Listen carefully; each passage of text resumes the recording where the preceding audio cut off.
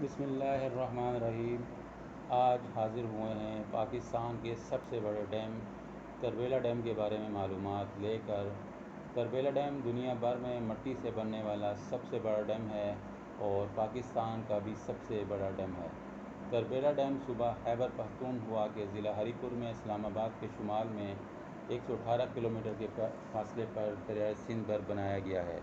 عالمی بینک کے علاوہ فرانس، اٹلی، برطانیہ اور کینیڈا کے مالی تعاون سے 62 کروڑ امریکی ڈالرز کے زر حدید سے بننے والے اس ڈیم کا مقصد پانی کے ذخیرہ، سیلاب کی روک تھام، آبپاشی اور بجلی کی پیداوار تھا۔ 3 اطالوی اور 3 فرانسیسی کمپنیوں پر مشتمل ایک کنسورشیم تربیلا جوائنٹ وینچر کو ڈیم کی تعمیر کا ٹھیکہ ملا تھا۔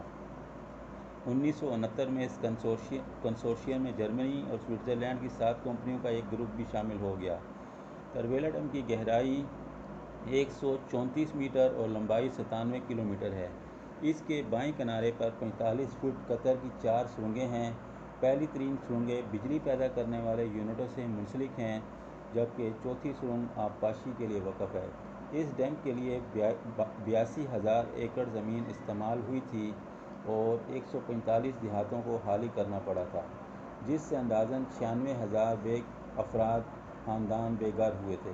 حکومت پاکستان نے 46 کروڑ روپے نقصانات کی مد میں ادا کیے تھے۔ سندھ طاس معاہدے کے تحت بننے والے اس عظیم ڈیم کا سنگ بنیاد 4 نومبر 1968 کو صدر جنرل محمد ایوب خان نے رکھا تھا اور اس کی تکمیل بھٹو صاحب کے دور حکومت میں 1976 میں ہوئی تھی۔